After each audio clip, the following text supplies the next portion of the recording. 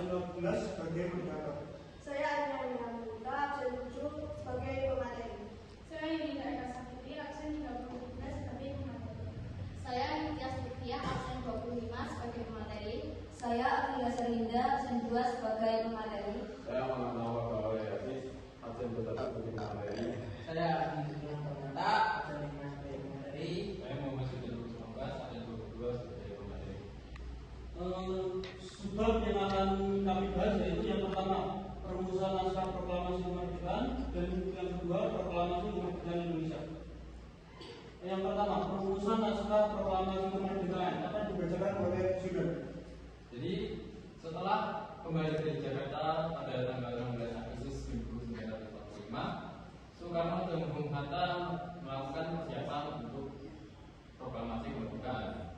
Jadi mereka berusaha untuk menghubungi Jenderal Ishimura, yaitu salah satu pejabat Jepang, dan mereka menyampaikan rencananya untuk melakukan proklamasi. Tapi pada saat itu Jenderal Ishimura tidak dapat memberikan dukungan secara penuh. Apa yang dilanjutkan oleh Yunita? Meskipun tidak ada dukungan resmi dari pihak Jepang, Soekarno dan Hatta memutuskan untuk tetap melaksanakan proklamasi kemerdekaan. Selanjutnya yaitu di kediaman Laksamana Maeda, anggota PPKI Pemuda dan anggota Dewan Pertimbangan Pusat Kumpul. Hanya 5 orang terlibat dalam perumusan naskah awal proklamasi, yaitu Soekarno, Hatta, Ahmad Sudarjo, Soekarno, dan Soekarno Malik. Setelah menyusun naskah awal, Soekarno membacakan kepada semua yang hadir dan sebagian besar setuju dengan perumusan tersebut. Akan dilanjutkan oleh Amina.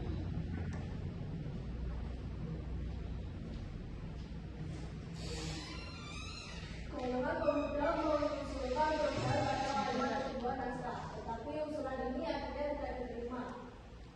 Setelah musyawarah dan pertimbangan, konsensus tercapai dengan tentang naskah proklamasi dan Hatta menyarankan semua yang hadir mendatangani naskah tersebut.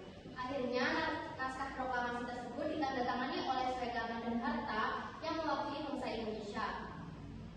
Untuk sebab yang pertama dapat diambil kesimpulan, yaitu meskipun dari dukungan resmi dari Jepang, proklamasi Indonesia dilakukan dengan persiapan yang matang dan melibatkan perumusan naskah yang akhirnya ditandatangani oleh Soekarno dan Hatta. Selanjutnya proklamasi kemerdekaan Indonesia akan dibacakan oleh Tia. Setelah sebuah naskah proklamasi, para tokoh yang terlibat kembali ke kediaman masing-masing pada pukul 05.00 WIB. Para pemuda membagi tugas untuk persiapan proklamasi, termasuk pencetak naskah konstitusi dengan kita dari kita Tunai. Selanjutnya akan dibacakan oleh Seri. Awalnya proklamasi direncanakan untuk dibacakan di lapangan Ikada, tetapi ketika mereka sampai di sana, lapangan itu dijaga ketat oleh tentara Jepang. Informasi bahwa proklamasi akan dibacakan di rumah Soekarno membuat sejumlah pemuda menuju ke sana. Akan dilanjutkan oleh Raul. Para pemuda bersiap dengan mikrofon, pengeras suara dan bendera merah putih untuk acara proklamasi. Proklamasi kemerdekaan Indonesia dilangsungkan di rumah Soekarno pada 17 Agustus 1945 dengan Soekarno sebagai pembaca naskah. Selanjutnya akan dilanjutkan oleh Yunita. Setelah pembacaan naskah, bendera merah putih diderek dan lagu kebangsaan Indonesia Raya dinyanyikan.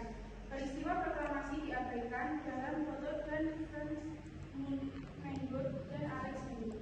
Walaupun sebagai foto oleh Alex Menggood dihancurkan oleh tentara Jepang, peristiwa proklamasi memiliki dampak besar bagi bangsa Indonesia sebagai pertanyaan tegas bahwa mereka tidak ingin lagi berada di bawah penjajahan asing. Jadi untuk sebab kedua ini, kita dapat mengambil keputusan bahwa proklamasi kemerdekaan Indonesia pada 17 Agustus pada tahun 1945 adalah momen bersejarah yang menandai kemerdekaan bangsa Indonesia dari penjajahan asing. Meskipun berlangsung secara sederhana, peristiwa ini memiliki makna besar dalam sejarah Indonesia. Berikut presentasi dari kelompok kami. Bila ada kurang atau lebihnya, saya mohon maaf. Wassalamualaikum warahmatullahi wabarakatuh.